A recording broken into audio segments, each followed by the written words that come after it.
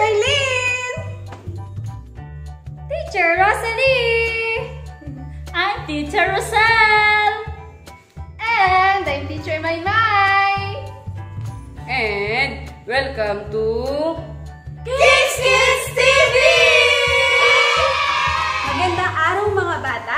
Bago tayo magsimula sa ating Bible lesson, tayo muna ay mananalangin. Paano na nga ulit ang pattern ng ating prayer? Diba? 1, 2, 3. Close your eyes and bow your head.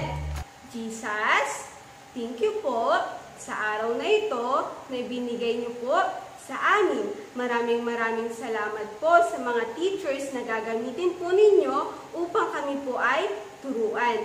Dalangin po namin na nawa po kami po ay mag-enjoy sa mga activities, sa mga kanta at sa ituturo niyo pong lesson sa amin. Buksan niyo po ang aming isipan at kami po ay mag-enjoy. Ito lamang po ang aming samot dalangin sa matamis na pangalan ni Jesus. Amen. Hello kids! Ayan! Ready na ba kayo para sa ating panibagong action song? At dahil dyan kids, sabayan niyo si teacher sa ating panibagong action song! Hello kids! Bago tayo magsimula, tayo ay aawit at sasayaw. Ready na ba kayo kids? Alright, samahan niyo kami ni Teacher Charlene! Read your Bible, pray every day, pray every day, pray every day. Read your Bible, pray every day, and you grow, grow, grow.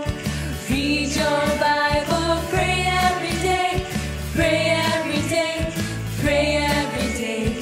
Read your Bible, pray every day, and you grow, grow, grow. And you grow, grow, grow. And you grow, grow, grow. Read your Bible, pray every day, and you grow, grow, grow. Don't read your Bible, forget to pray, forget to pray, forget to pray. Don't read your Bible, forget to pray, and you shrink, shrink, shrink. And you shrink, shrink, shrink. And you shrink, shrink, shrink.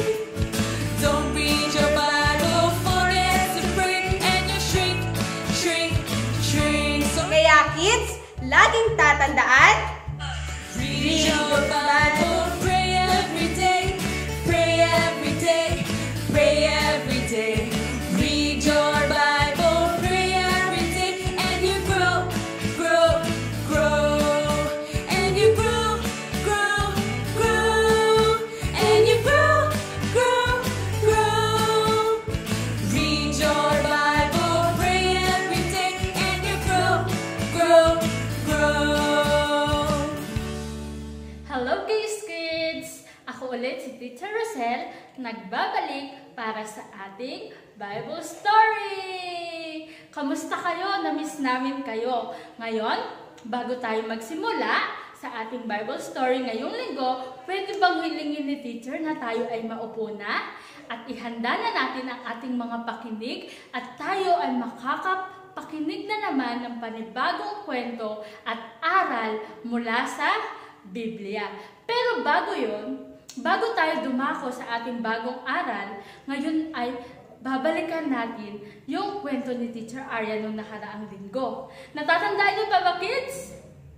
Tama, iyon ay tungkol kay Haring Saul at kay David, kung paano sinubukan ni Haring Saul na patayin si David. Alam niyo ba kids, napakaraming pagkakataon na sinubukan patayin ni Haring Saul si David.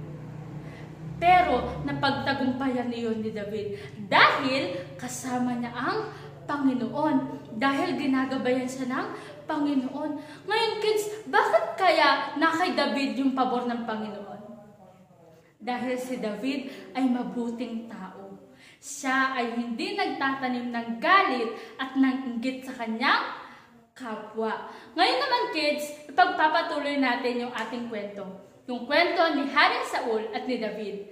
Buksan natin ang ating mga Bible sa aklat ng 2 Samuel chapter 24. Aklat ng 2 Samuel chapter 24.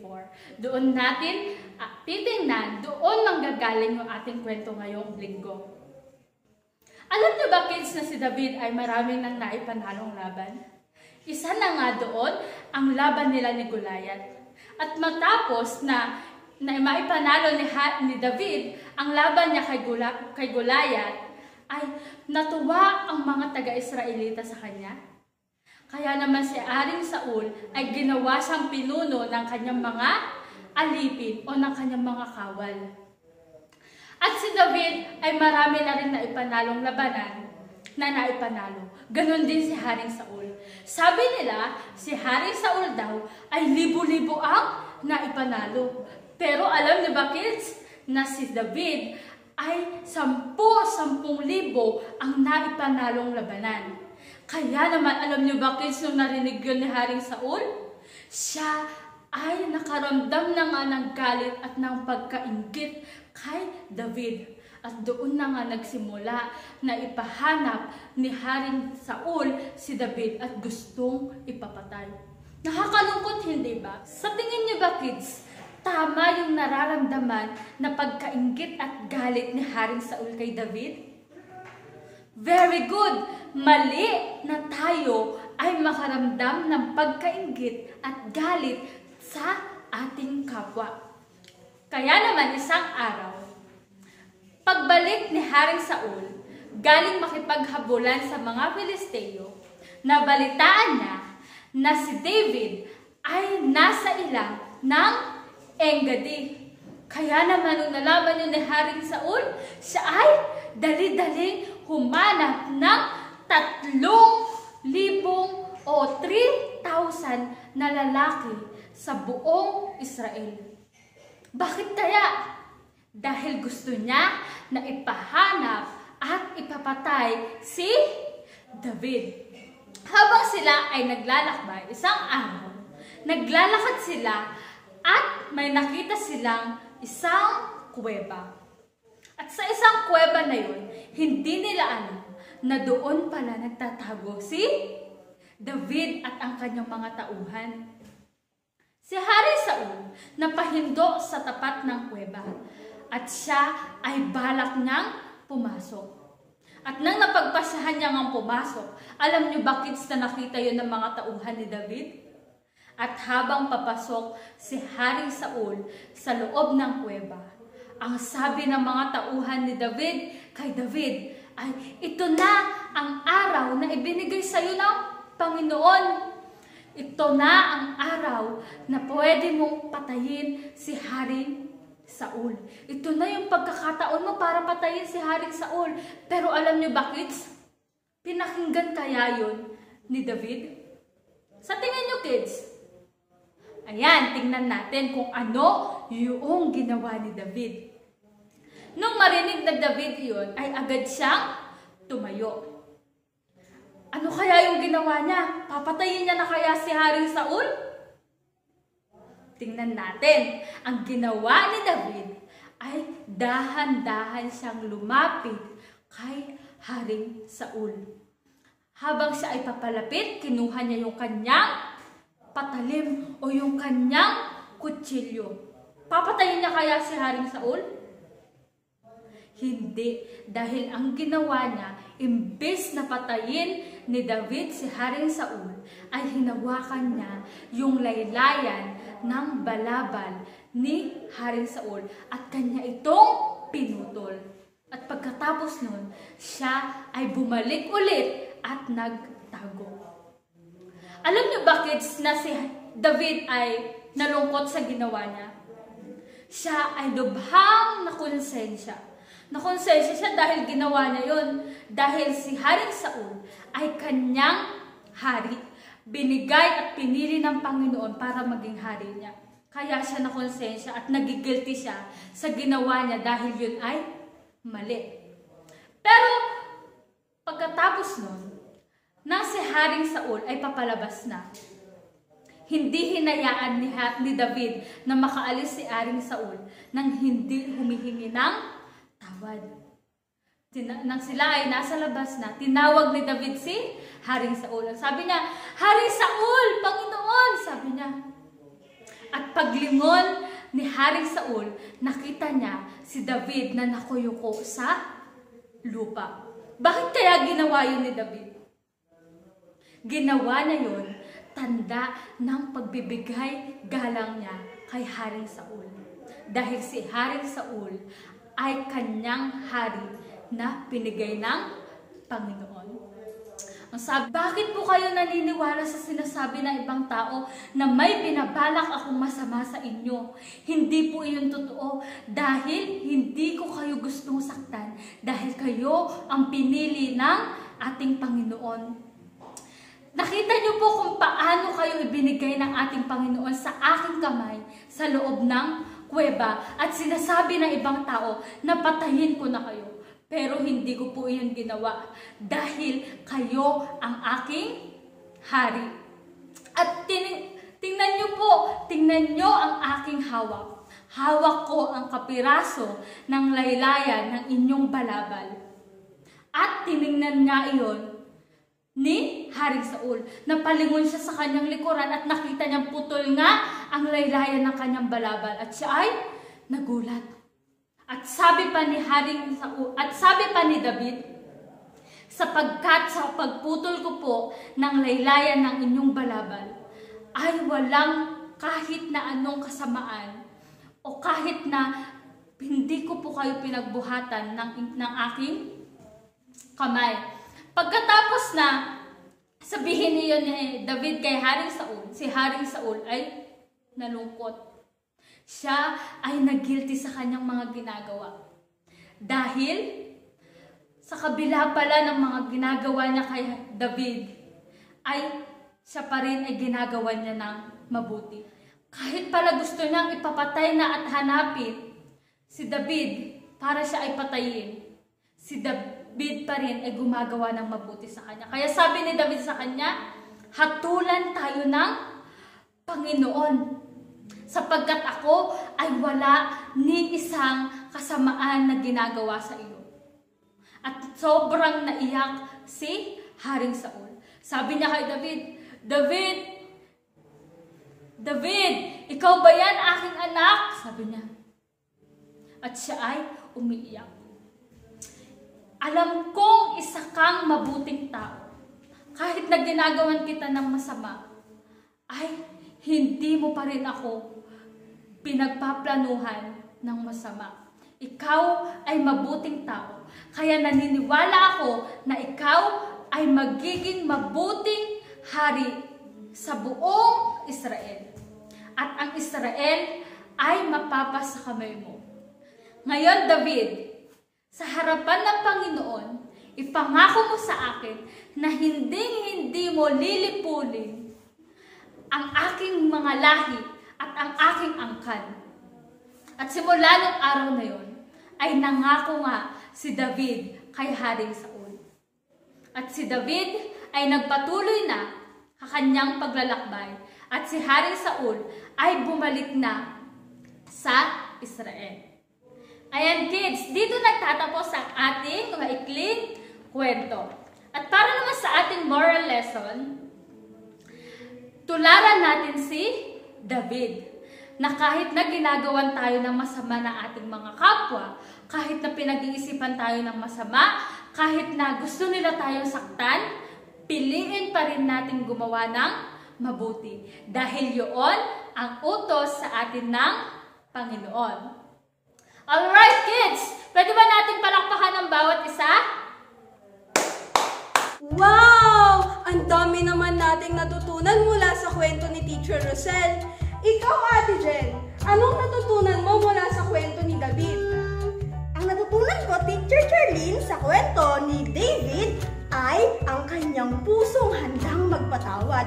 Dahil kahit ginagawan siya ni Haring Saul ng masama, ay hindi niya pa rin ito ginagantihan at ginagawan ng masama. Ikaw, Teacher Rosel, anong natutunan mo sa kwento ni David? Ako, Ate Jen, yung marunong pa sakop si David sa kanyang hari. Ikaw kaya, Teacher Rosalie, ano yung natutunan mo sa kwento ni David? Ako naman, ang natutunan ko sa kwento ni David ay ang pagiging marespeto sa mga nakakataas sa kanya. Tulad na lang ni Haring Saul, di ba tinalaga din ng Diyos si David na maging hari? Pero nakita mo maraming pagkakataon na pwedeng patayin ni David si Haring Saul pero hindi niya ginawa kasi alam niya na sa Panginoon ay dapat wag mong kakantiin ang mga taong tinalaga sa kanya o tinalaga ng Diyos. Kaya nakita ko yun kay David, siya ay marespeto sa mga mas nakakataas sa kanya.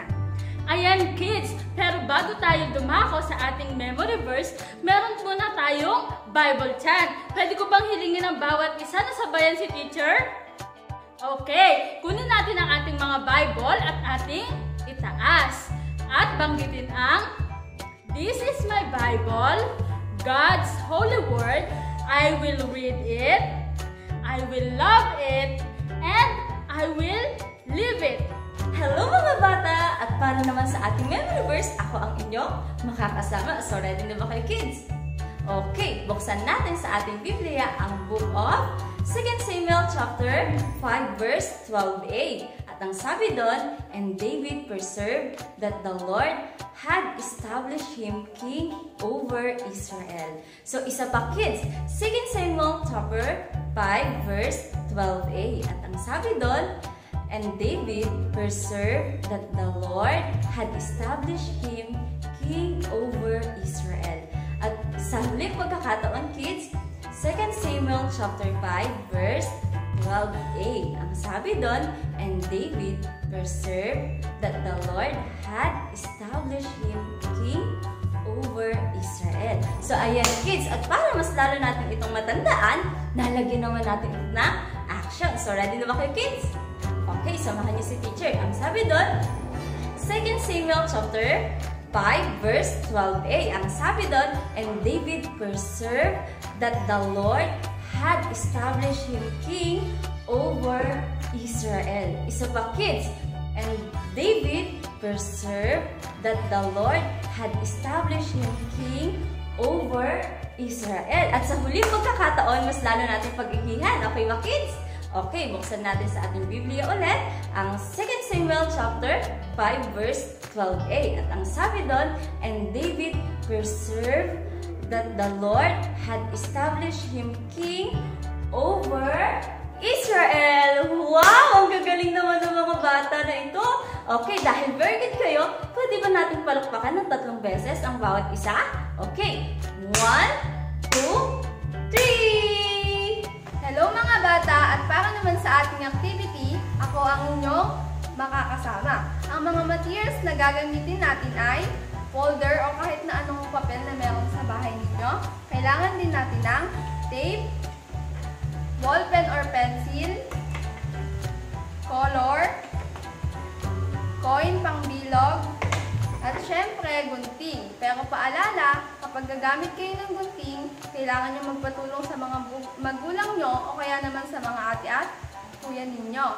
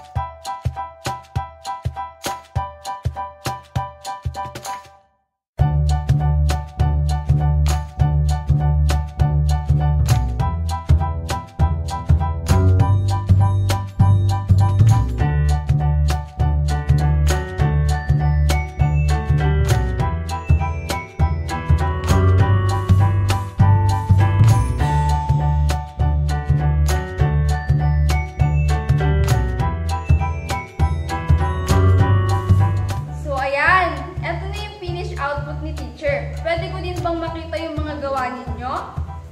Pwede nyo bang itong isend sa mga teacher? O kaya naman sa aming Facebook page, Hillside Bible Baptist Church. Pwede rin naman sa aming website, hbbcministries.com. Hello mga bata! Bago tayo magtapos, tayo muna ay mananalangin. Paano na nga ulit yung pattern ng prayer? 1, 2, 3. Tayo ay yumuko at pumikit at tayo na ay mananalangin. Jesus, salamat po sa aming kwento ngayon. Salamat po sa mga natutunan namin sa buhay ni David. Panginoon, tulungan niyo po kami na maging mabuting tao gaya po ni David. Ingatan niyo po kami, Panginoon. Ito lamang po ang aming samot dalangin sa pangalan ni Jesus. Amen. Ayan kids, marami tayong napulot na aral mula sa buhay ni David. Abangan natin ang mga susunod na kabanata at mga yugto ng buhay ni David at marami pa tayong mga aral na pwedeng mapulot sa buhay niya.